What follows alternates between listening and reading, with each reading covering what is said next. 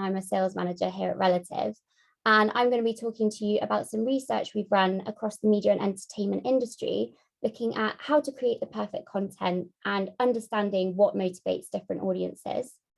We're then moving on to our speakers for today, and joining us, we have Simon Williams, who is the Head of Audience and Content Planning at the Royal Opera House in London, who will be talking to us about how a historical institute like the Opera House must diversify its offering to delight a new generation of opera fans without alienating their traditional opera lovers.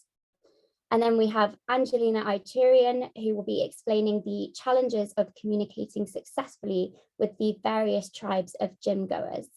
And then lastly, we'll have 5 or 10 minutes at the end for a Q&A. And just a little bit of housekeeping on this. So you should see a Q&A box at the bottom of your screen. And as and when your questions arise, just pop them into the box alongside who you'd like me to direct your question to, and I'll make sure that happens. Ooh.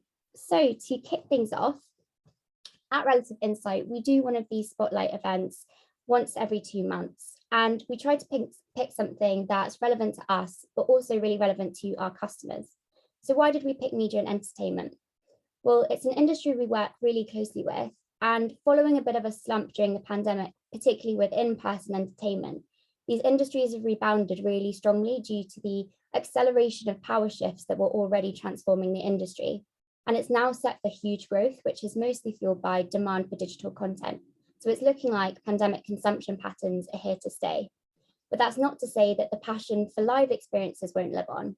And it's already really clear that demand for these are also rebounding in full force, whether that's live gigs, spin classes, or theatre shows and festivals and fun things like that. And the movie theatre revival is also very much underway, which was clearer than ever when the new Spider-Man film broke box office records. And basically, we want to help the companies behind all of this stay competitive, but importantly, stay agile and evolve with their audiences.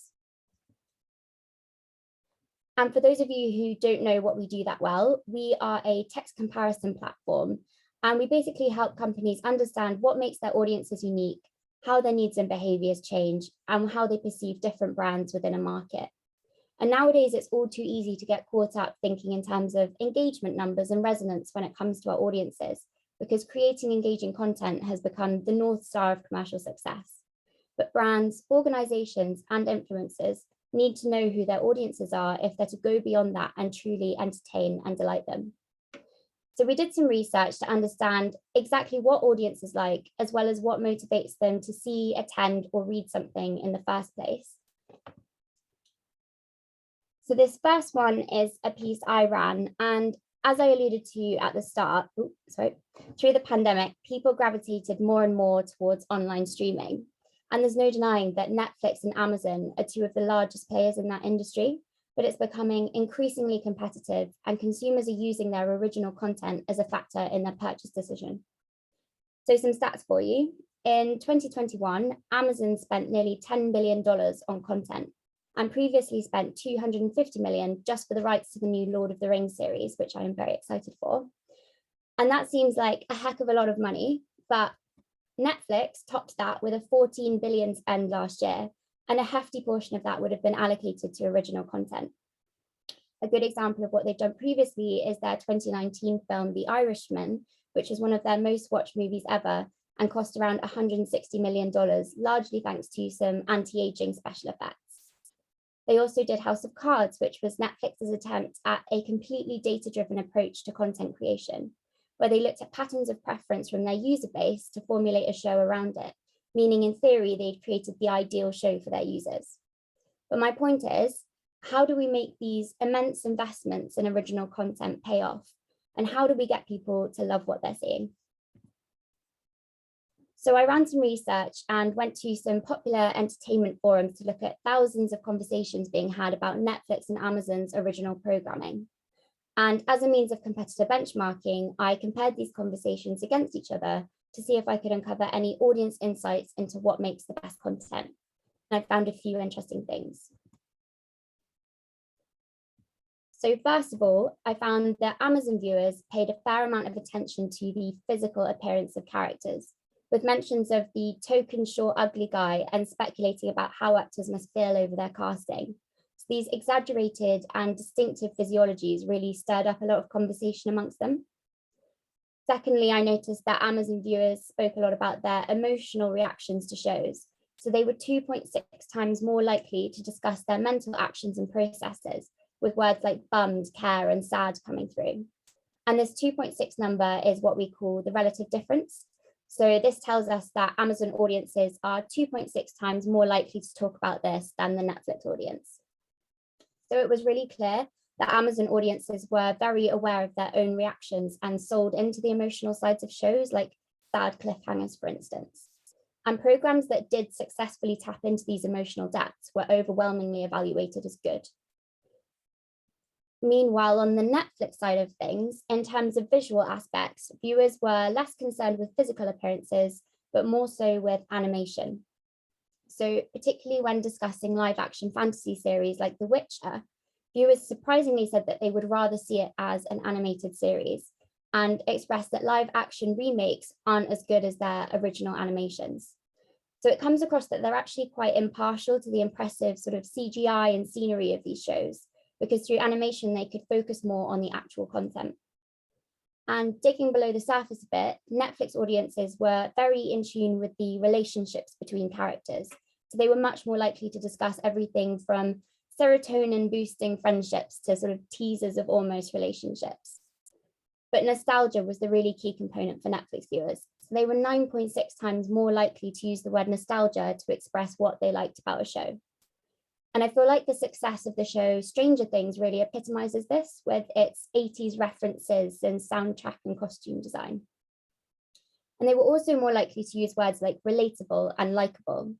And that, paired with nostalgia, shows us that viewers respond to content that they can connect with on a sentimental level.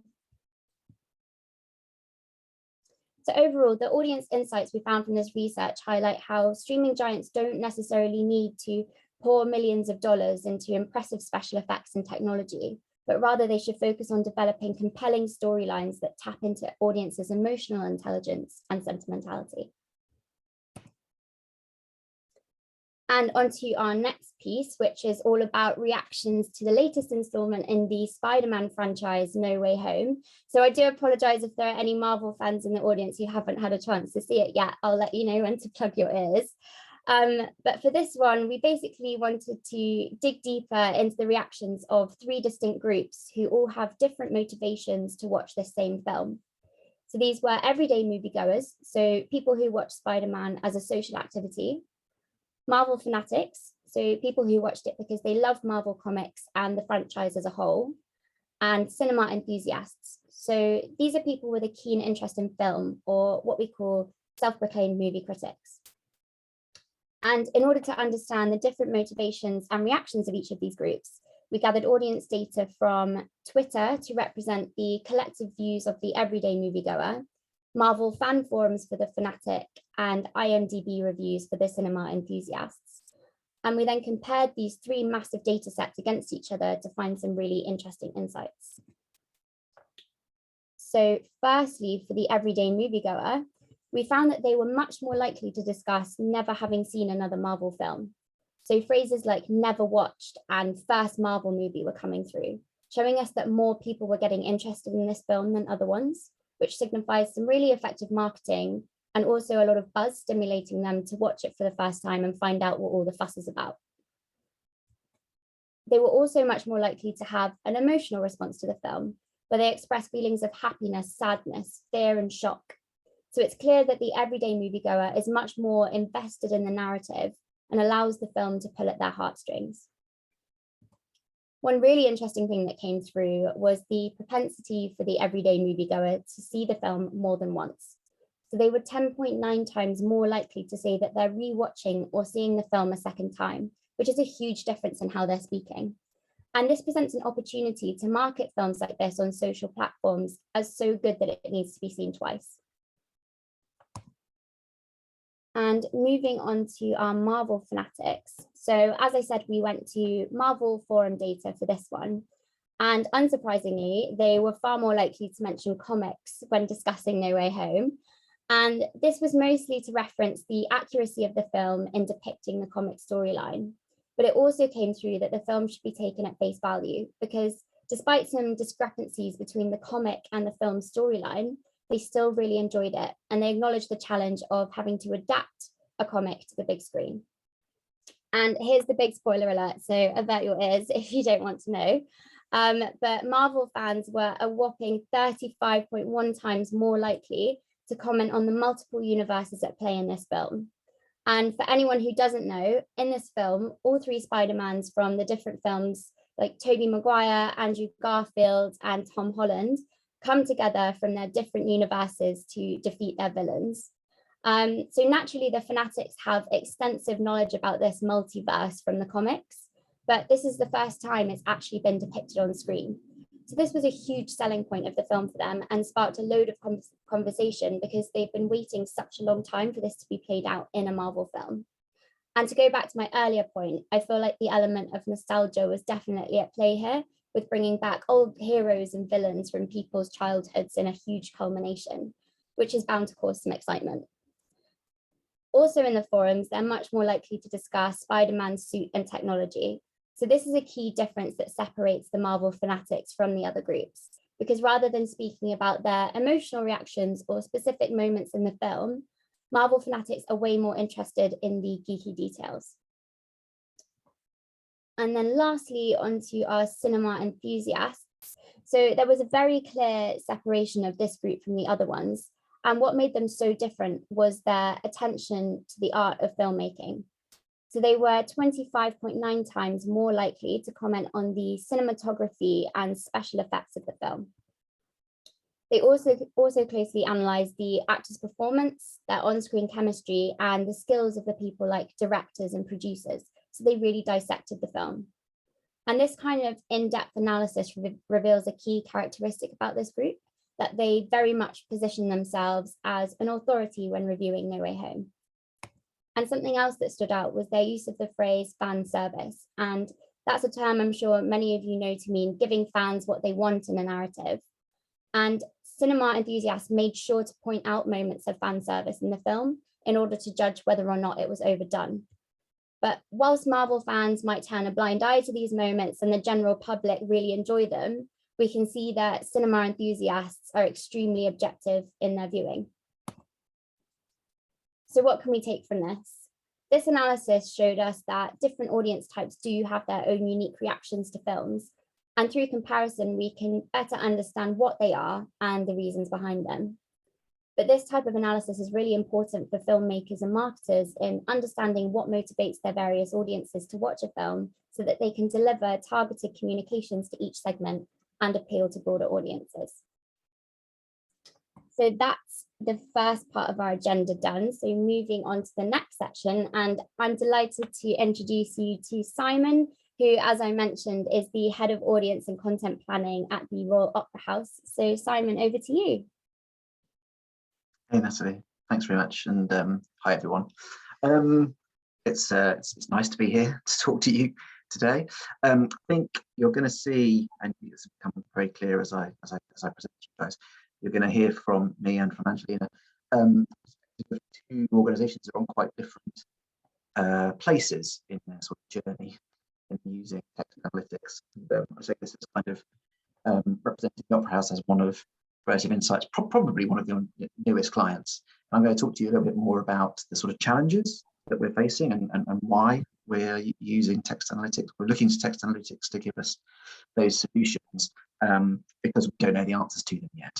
And I'm also going to say that because if you've got questions from the end, I'd be very happy to try and answer them. But I'm also very open to getting advice from anybody in the audience who's also got some ideas about how to answer these questions. But anyway, let me talk to you a little bit about what we do and who I am. So these are all kind of builds, but like for those of you who don't know or have never been to the Royal Opera House, it is home to two very august institutions who are separate: the Royal Ballet and the Royal Opera, who are separate companies, have their own staff and everything else, and been around for a long time, as well as the orchestra of the Opera House. And they all live in the same building. The building takes up 1/4 of Covent Garden, the Covent Garden Piazza, for those of you who've been, and the sorry, I'm just chat can pop up. And what we don't necessarily know is that there are two theatres housed in the same building, the main stage, but also the Limbury, which puts on newer work and work. And we are not solely experienced on stage. We also have distribution, so you can catch our performances on tour around the world, but also in cinemas, on radio through BBC Radio, on TV, and via pay-per-view streaming, and soon via subscription streaming. And you may also know we are a global brand with global audiences, over 4.7 million social followers across our channels. 90% of whom are not in the UK. And I'm going to talk briefly about myself, just so you get some context, not for any other reason. But just so you know, I am new to the Opera House. My role is as head of audience insight and content strategy. It's a bit of a hybrid role. So it is partly about insight and commissioning research that's going to help us understand audiences and long growth. And it's also partly about setting content strategy and thinking about the performances that we capture, how we describe and edit those performances, the extra and supplementary content we build around that. And I'm also responsible for thinking about rights and windowing of that content through all the distribution channels we just talked about. So it's kind of a mixed bag, but because it's insight and content, it makes relative insight very relevant. A lot of R's and I's there, to what I'm doing. So let me tell you a little bit more about our challenge. So as Natalie said at the start, actually, about the shift in entertainment industry and move towards digital. Now audiences in the theatre are coming back to live performance. We are still seeing demand for digital hasn't reduced, which is great. But COVID has presented some specific challenges for us. So the challenge that I'm thinking about a lot at the moment is how we kind of move even more quickly towards a kind of new audiences and digital distribution, digital content driven future. And that's because one of the effects that the COVID crisis has had is that the audiences who we used to rely on coming into our theatre, and theatre is still by far the largest share of our revenues, aren't necessarily going to come back at the same rate.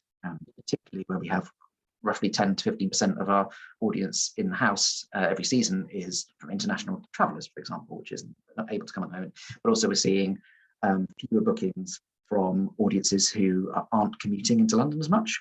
And we're also seeing fewer bookings from older audiences who maybe have a bit more frightened of the risks of COVID. So on the other hand, we are seeing younger audiences coming in. So there's a shift there, but we need to think about how we respond to that change in behaviour. Some of that is about how do we maintain the connection with our core audiences, those who support us in a post-COVID landscape.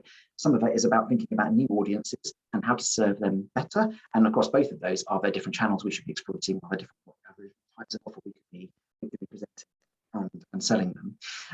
And the other big change is that, like many live arts organisations, we have had to rely on public funding. We have public funding as part of our funding mix all the time, but in COVID, we are particularly reliant upon it. And that funding comes with obligations, and those obligations include, how to diversify our audience and take our art forms to as many people as possible, particularly those who are traditionally underserved by the arts. So those three things together are thinking around broadening our audiences, thinking about new sources and ways of connecting, and how we connect with audiences who are coming back or coming into the theatre itself in different ways and less frequently. That's it. I'm not sure. So the way in which we're hoping to beat that, this is our kind of strategy. I won't dwell too long on this. Don't worry, there's no big secret to decoding this. Our aim is to evolve the relationship that we have with audiences from what at the moment is a relatively infrequent but very intense, 3-hour live experience, to a more, maybe less intense across the space of time, but more regular and multifaceted and continual presence in their lives. And I think doing that relies on a couple of things. One is about offering experiences that can suit different occasions at different, by which I mean different times of day, different times of year, but at different price points. and also how we connect to new audiences. So our art forms, we'll talk about this a bit more in a second, our art forms often can feel quite distant and quite exclusive and difficult to get to know. But at their core, we believe they are universal. They're physical expressions of emotion. We believe they can be universal. And it's about how we find a way to connect those art forms with the broader public by telling meaningful stories. It's also, I can hear that people are having trouble with the sound quality for me, so I'm not sure how to fix that. But maybe I'll talk more slowly, or if we can try, maybe I can try without headphones. 1 second, let's see if we can disconnect them. It might be this is a better option.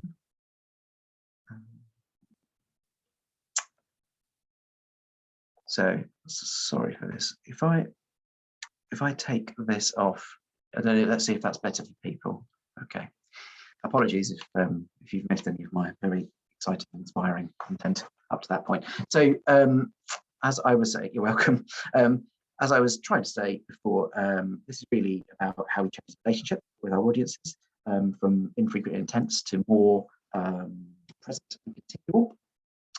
Hopefully not less intense, but different shapes for different spaces in people's lives. And our aim is to connect what we think is universal about our art forms, I believe is universal about our art forms and now pure physical expressions of emotion, to the broadest public by telling meaningful stories, but also leveraging all the different channels we now have to create valuable experiences for people of all sorts of shapes and sizes that fit into different parts of their day. And that inevitably means, we need to understand what our audience base is like, how they connect to our art forms, how we can present those art forms to them. And if we get that right, we will also create new opportunities for our artists and for our art forms to flex and grow. So if we flick on one, I'm going to talk sort of generally about the challenges that we're facing in a more specific ways. One is about the valuable experiences. So we are currently in a private beta where we're launching a streaming service. So up to this point, we've offered pay-per-view for performances that's been through a third-party supplier. And that was all we had to pivot to in the pandemic when no one was allowed into the building. But what we are doing now is building our own streaming service. Where we will not only be able to monetize our own content directly, but we will also be able to get data back from our users, watch what and how. But there are some challenges with that, which I'm going to talk about in a second.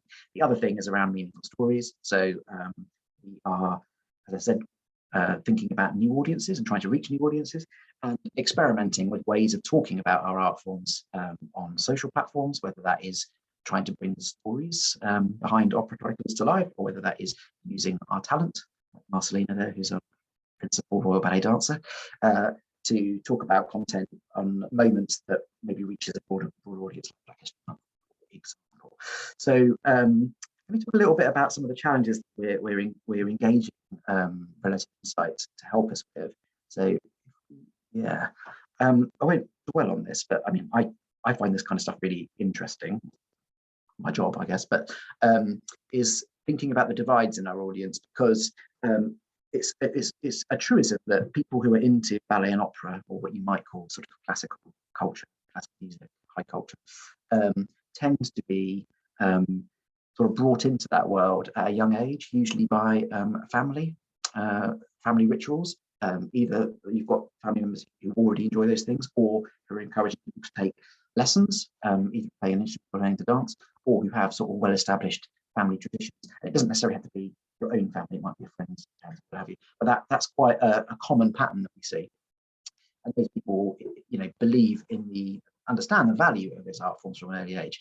Now, when we've segmented the market for thinking about launching our streaming service, there are we expect our audiences in the first instance to come from those who know us well, and that sort of thing on the right, which is dead small.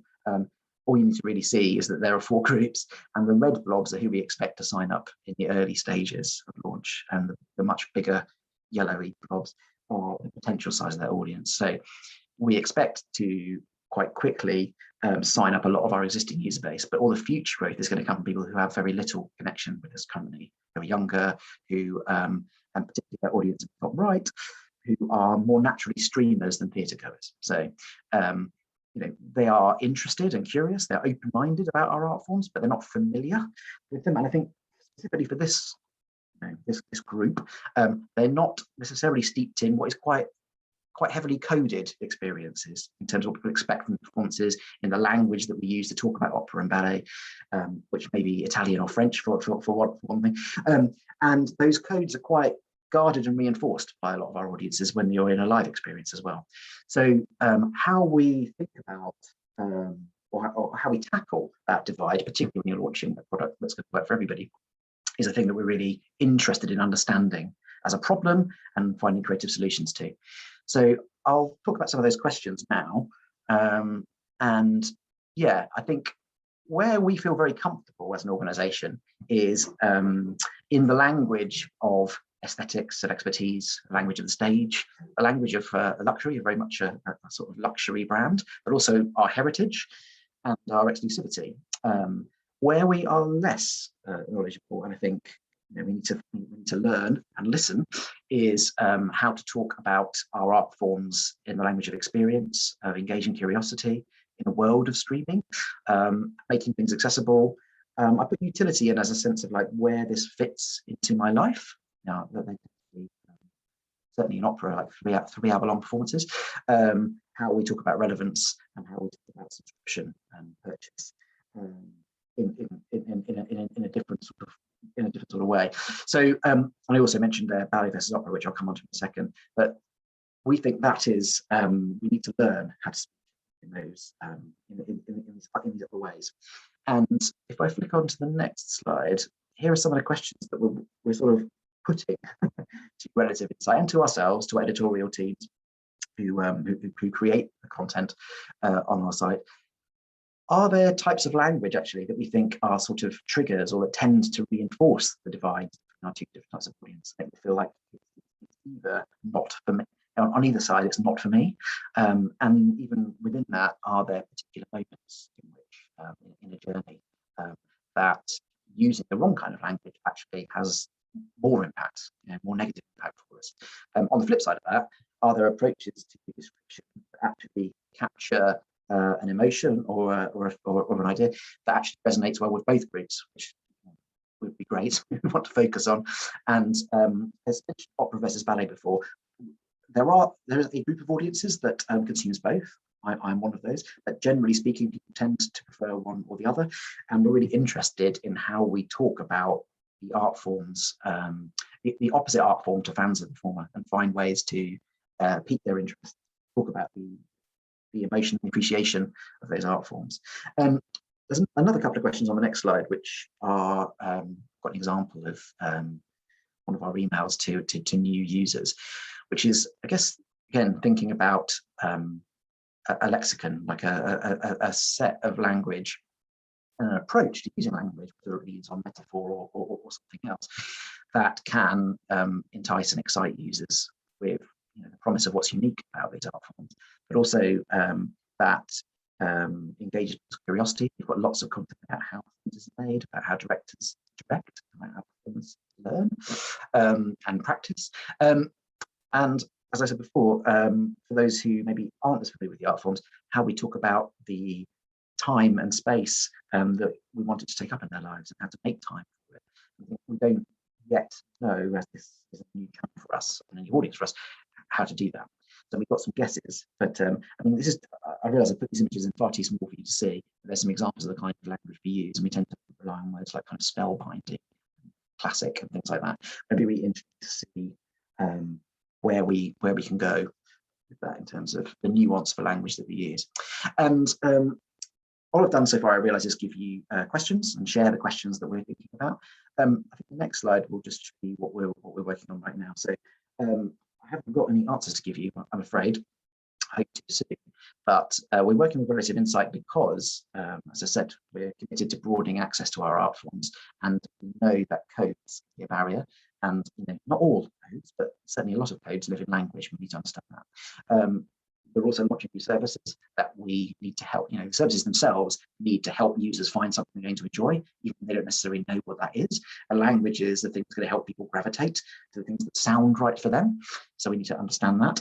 And, we already write a lot of content about content, but we do that for what is a relatively established and closed group. So we need ways of gaining insight into what resonates with other audiences is going to drive our creativity and give our editorial teams inspiration to work with. And because we don't know the answer to these questions yet, and we also don't know how we're going to work them out, what we've done with Relative Insight is they've very kindly given us a very flexible deal. So we've got a year's worth of access to the platform for 15 people across our CRM team, our editorial team, our marketing teams. And within that, they've agreed to give us one project which they're going to manage for us. And probably I'm going to give them the trickiest job about understanding the divide between audiences and get them to help us with that. But they've also given us 2 open-ended self-service projects to run, where we are using, as long as we're using the same data, we can run them for a time. And that's really for us to be a sort of sandbox for our editorial teams and our user research teams, actually, to understand themselves how to get the best value out of the platform, whether it's a tool that we can start to rely on and can really help drive the way we think about communicating with audiences going forward. And that's where we are right now. Thank you.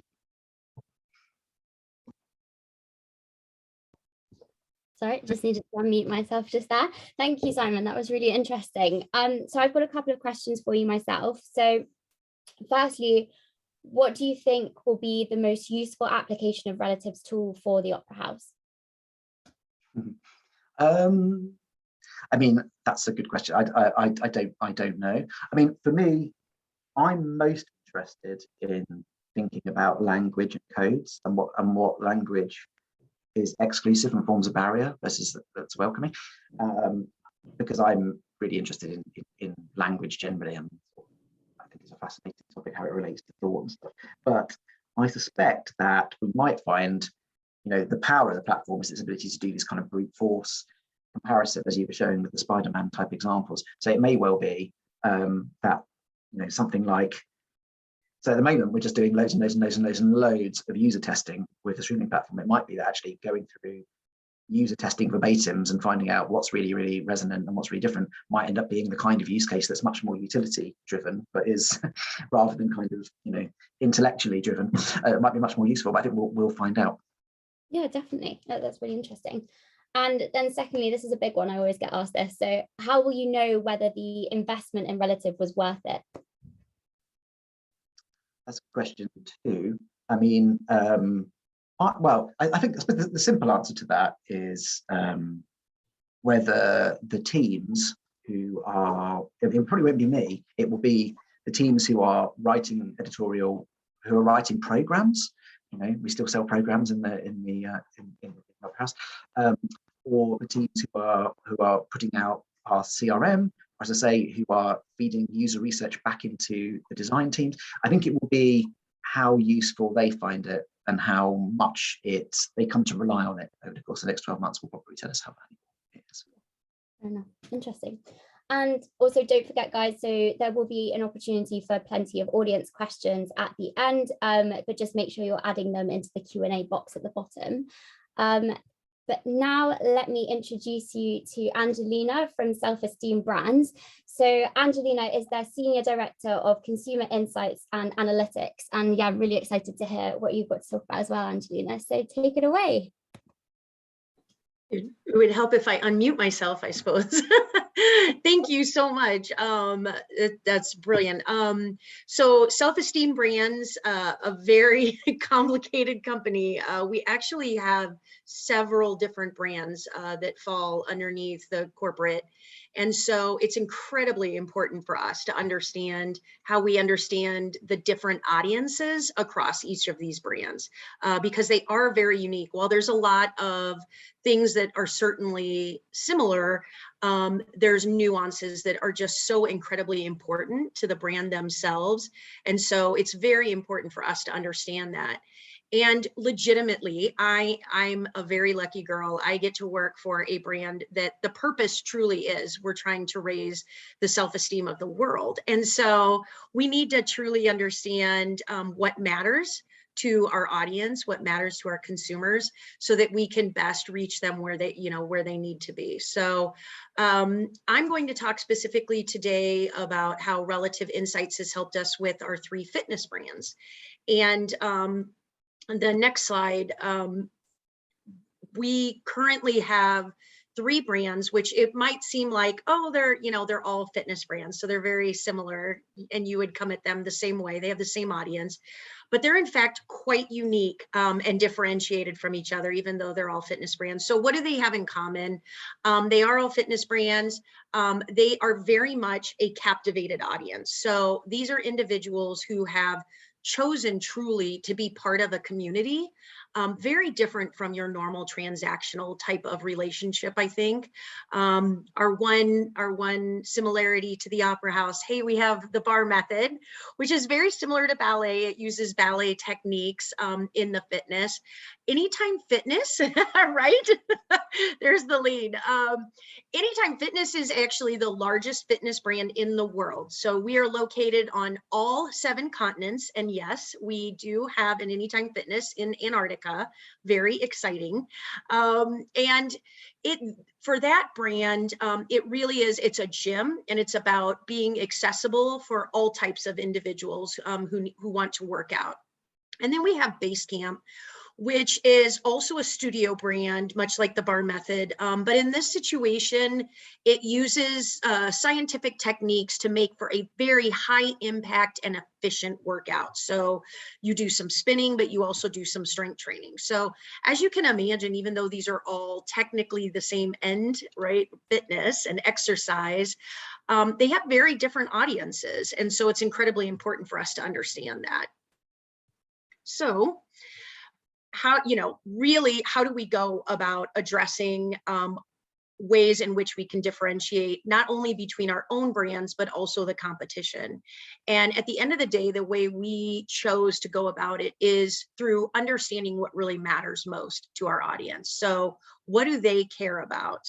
And in order to do that, we actually use 2 different segmentations. So the first segmentation that we use in the next slide is health and wellness segmentation. And so this is understanding the audience from a very much a more broad overall wellness perspective. So it is everything from how individuals approach their health, leading the way. This is an individual who their health and well-being is everything to their life. They are really always thinking about it, and they are integrating it into everything that they do, all the way down to get through the day, where this is an individual who may be struggling. They have other priorities. There's lots of reasons why health and wellness is not, number one in your mind all of the time. So understanding individuals from this sort of overall perspective in health and wellness is one of the ways we understand our audience. But the second way that we also look at them is through a fitness and exercise segmentation. And so this very specifically addresses the idea of how do I integrate fitness and exercise into my daily life? And so from here, we have everything from a fitness fanatic who, right, is very confident about fitness and exercise. They feel very capable, and they're figuring out ways to get it into their routine all the time. So this is your individual who is very purposefully using the stairs instead of the elevator every day, all the way down to homebodies. And again, this is somebody who just fitness and exercise isn't necessarily a priority in their life, or they may, let's be honest, COVID has changed priorities for a lot of us. And so whereas somebody may have been a fitness fanatic before, since COVID, now they're more of a homebody. Like, it's really about the creature comforts. And I just don't make exercise a priority as much because I have to focus on other things like my mental well-being. So for us, this is really interesting because it helps us think about how our brand voice also aligns with the audience that it best meets. And so the BAR method recently, this brand is going through a brand refresh. So we're really thinking about how we put that voice out there and how we're thinking about our audience and how we're best meeting them. And what we have found is that one of the segments that best meets the needs for the BAR method was not a health and wellness segment. It was actually a fitness and exercise segment, and it's those guidance seekers. And so what we saw here was that this audience these are individuals who are looking for something that is very effective, highly effective, but it fits into a very busy schedule. So, honestly, most of them are moms. They are women who are trying to do it all and also understand that their health and wellness is incredibly important to things like their mental well-being as well. So they understand that connection, and they want to manage it. We found that when we were looking at this particular segment, and when they were talking about fitness and exercise and why it's important in their life, they talked about words like strength. So it's not that I'm trying to lose weight necessarily, it's I am trying to build up my strength. I want to feel stronger. I'm thinking about managing stress. These individuals identified themselves as learners, which I think is really interesting, right? So not only are they using fitness, but they're also thinking about it in new ways and innovative ways. And they use the word consistent. And I think this is really interesting because what we were hearing from them is that I need something that I know I can rely on that will really fit within my schedule, because I know that if it's fitness and it's going to work for me, it's something I have to be consistent with. So I have to have a reason. I have to have something that keeps me committed to this exercise routine, because I know that that's the best way that I'm going to see results. So we then took these words, if you will, when we were doing the segmentation research, and we wanted to look at what are the types of things they're saying that really drive where they go to exercise, and how often. And then most importantly as well, we still are a brand and we have a brand voice, right? And so we want to see where these types of opportunities align for our brand as well. So the BAR method is a very specific, it sounds crazy, but there's actually different approaches to just doing BAR. So probably doesn't sound crazy to Simon. He knows there's lots of different approaches to ballet, but for the BAR method, it's very specific in that it sticks to the true original research that created the BAR as a workout routine. So it's very precise movements that are meant to engage different muscle components. And so it's very targeted. And, there's a lot of jokes about how, oh, they don't use shoes, how hard can it be? You're using socks. And it's like, actually, you'd be surprised how much harder it is because you don't wear shoes with the BAR method. So we want to make sure that we figure out not only what the audience is saying, but also what aligns well with our particular brand differential. And so you can see here some of the things that really stood out was this idea of it's intelligent and it builds lean muscle, and figuring out how we differentiate from competitors around some of these things. Where granted, there are some things that the competitors offer that we realize we also can zero in on and take from them. So on the next slide, this is kind of what we do in-house at Self Esteem. Is we like to create sort of our brand cheat sheet, if you will.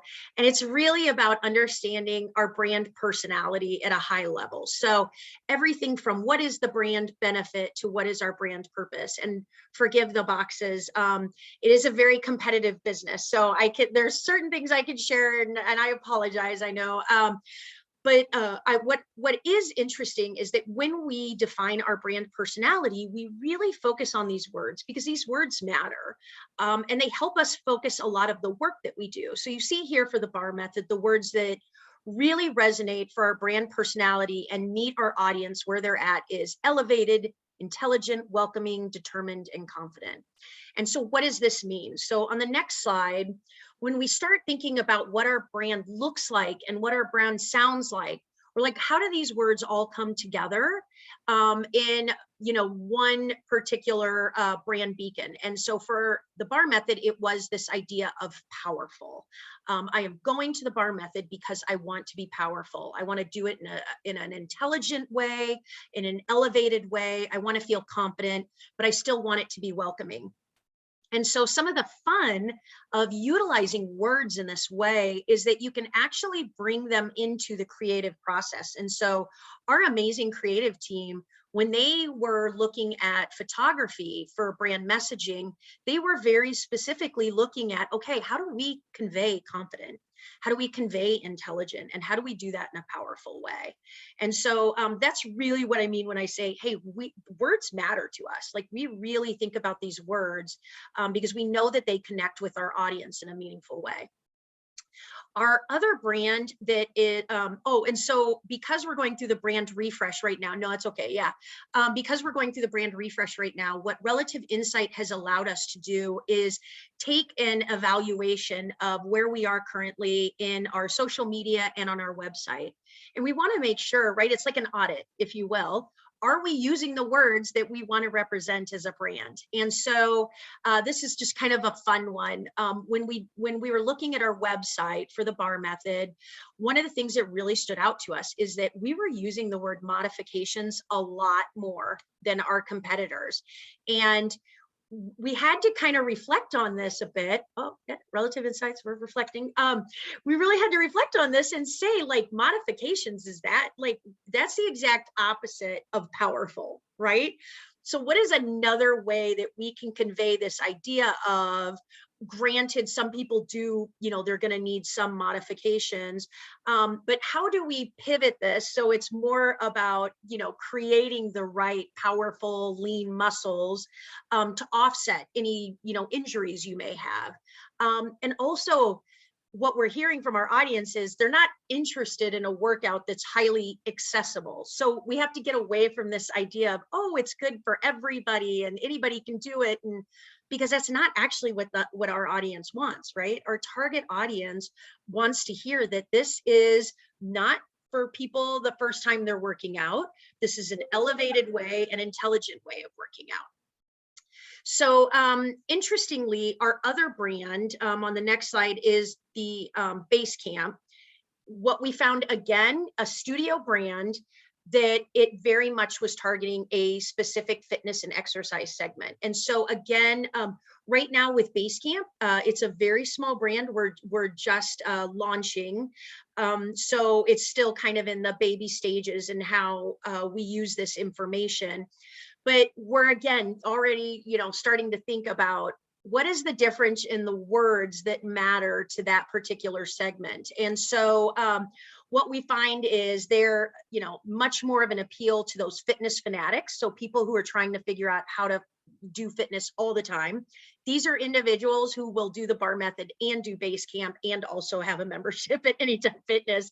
So it's interesting in understanding them and the types of words that they use. And on the next slide, you'll see it's very similar in how we approach, right? Thinking about what is the brand personality. And even though these are both studio brands and it's very much individuals who are thinking about strength and thinking about how to get a workout and exercise routine into their schedule, the words like electric and animalistic, like this is your beast mode type of exercise. So these are people who are looking for more of an energy when they're working out than the bar method. And I just thought it was so funny because some of the words, they're so similar, but there's just this tiny little difference in nuance. And for the bar method, one of the words that kept coming up was elevated. Well, for Basecamp, one of the words that kept coming up was uplifting, which when you think about it, they're very kind of similar, but one has more of like a social sort of contract behind it. So we started thinking about that and what that means. And so for the bar method, it's powerful, right? And so for Basecamp, on our next slide, you'll see it's almost the same, but not quite. Our brand beacon for Basecamp is fierce. So if you want to go, yeah, there you go. It's, again, very intense workout, highly efficient. The bar method's the exact same thing. It's very efficient. Both of these are very rooted in science. So the base camp as well, from university research, like what's the best way to raise your heart rate, and then integrate strength training, only takes 35 minutes. So it fits in a schedule, right? The bar method, same thing. They were all about that schedule, wanting to fit in a schedule.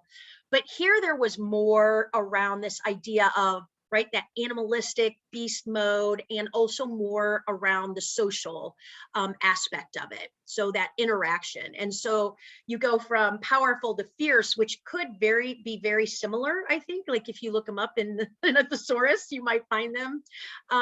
But there is definitely a nuance that we're able to pick up with because we do this kind of analysis where we're thinking about the words that really resonate.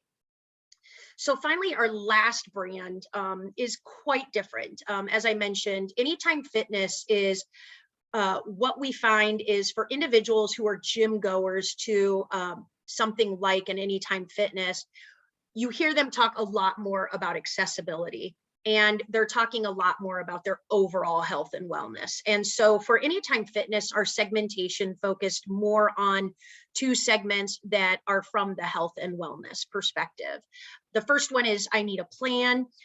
These are individuals who have been trying to use fitness throughout their entire life, and they just haven't found something that's quite stuck, or they feel like they really need help to figure out what's the best method for them, what works for them, or maybe they just, it's legitimately, it's like, hey, I just need constant motivation. I need somebody who can help me put a hand on my back, really tell me that they're there for me, and make sure I'm doing things in the right way. Our other segment that we found Anytime Fitness really resonates with, and going to a gym really resonates with, is Not Right Now. And it's so funny because when you look at Not Right Now, you really see your guidance seekers. So that segment that we find that we're really reaching with the bar method is possibly a very specific part of this Not Right Now segment. There is actually some overlay with the other segment as well. But what we see here is it's an individual, usually women, who are very busy. They have so many priorities. They tend to not put themselves first, right? We got to take the kids to soccer, so we can't, or football, sorry. And so I can't have time for a workout. It's another thing on my to-do list. And so they really need that flexibility. The difference here, though, is that when we took the time to really hear Not Right Now, the difference between the bar method and Anytime Fitness is this is not somebody who's looking for that highly elevated type of experience. This is somebody who needs something that feels more accessible and is readily available to them. So for Anytime Fitness, when we look at the brand personality, so again, very similar to the bar method and base camp, and we look at theirs on the next slide. We see here that it's words that are like smart, likable, clever, empathetic, and unconventional. And again, it would be very easy to say, well, smart and clever, that's really close to intelligent, right? Or clever is very close to innovative even. But there's these slight nuances that really show you, when you take them in combination with the other words that matter, that we get to this idea about being more accessible and being more of a coach.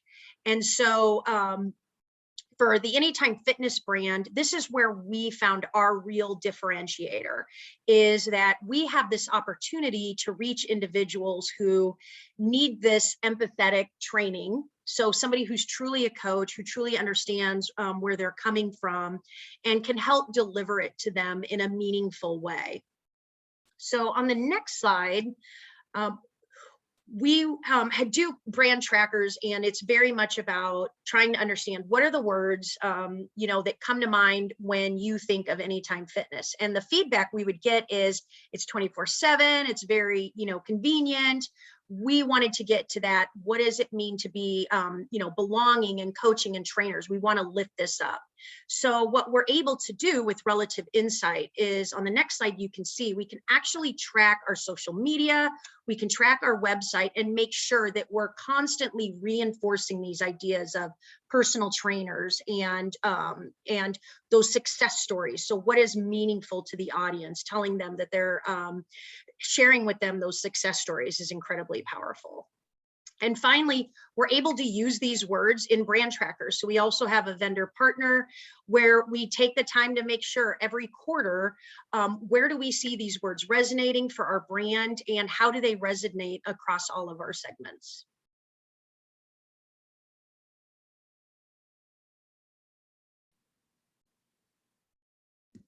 Sorry, a little trouble unmuting just then. But oh, sorry, I've gone through a couple of slides early. That was really interesting. It's so interesting how much of a difference those slight nuances can make. But yeah, just a couple of questions for you. So do you have any favorite linguistic nuances that you found when doing this research? Yeah, it was really interesting to us that we did, the audiences picked up on this idea of science. And it was actually something that came across for Anytime Fitness as well, that individuals are really interested in thinking about science. And I think some of this is just trends since COVID, that people really care about fitness that, is that a doctor would approve of, that is based in science, so that they know it's going to work and is meaningful. And so we're thinking a lot about that for Anytime Fitness as well. How do we integrate this idea of science into the methodology? That's really interesting. And I'm just conscious that we've got only 1 minute left, so I'm going to jump to the questions from the audience as well. So Simon, we've got a few for you. So first one, so there seems to be so many use cases for the Royal Opera House in terms of audience data and insights, but off the top of your head, are there any key differences between people who like opera and people who like ballet? Yeah, I know a bit about this from other sources. Actually, if you're super interested, I can talk to you about opera and ballet. But in the short package, ballet audiences tend to be more likely to be women, more likely to be older. Actually, if you're really into ballet, particularly classic ballets, and we find that contemporary ballets attract a different audience, a younger and more mixed audience, but classical ballets an older female audience. Also, they have a quirk, which is if you're an opera lover, you're probably going to come and see the opera each production once, and you're going to choose the best cast.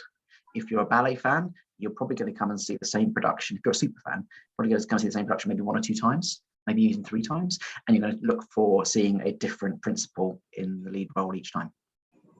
Amazing. There you go. And then Angelina, for you, so you've spoken about like what you've done with Relative, but sort of where are you off to next, I suppose? Yeah, absolutely. There's so many opportunities. I think for us, we are especially excited about the idea of doing more research so that we can get at ideas around concepts.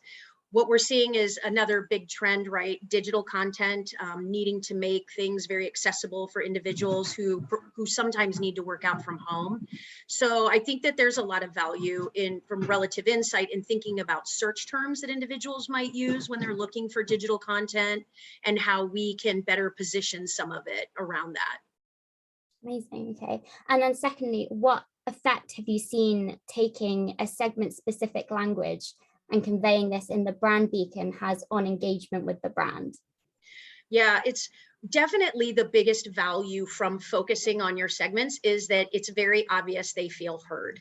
So with the brand tracker that we do in combination with Relative Insights, what we're able to see is we actually see quite a bit of a lift with those segments that we're targeting around this messaging. So where we might not see, some of the other segments resonating with that coach idea, we see that those 2 segments that we're actually trying, and then as well as a 3rd segment, we see this idea of coach really resonates with them, and they're picking up on the messaging very well. So as long as you know that the message is one that you want to share and that it's gonna reach your audience, tracking it, I think, is so incredibly important, because it's also not only saying that hey, yes, we hear it loud and clear, but also, yes, it resonates with us in a meaningful way. Yeah, that's amazing. Well, I think that's probably a good point to finish on then. So thank you so much, everyone, for coming. It's been an absolute pleasure, and thank you to our speakers as well. If you would like to, oh, Axel, my mouse is going crazy. If you would like to access the 2 pieces of research I spoke about today, then you can scan the QR codes on the screen. And also, if you'd like to get in touch with me, then you can scan my LinkedIn QR code there. So that should take you straight through to my profile and you can connect with me on there. But yeah, we'll also be sending around a recording of the webinar to everyone. But I hope you enjoyed it, and please do keep an eye out for the next installment in the Spotlight series. And we'll see you all soon.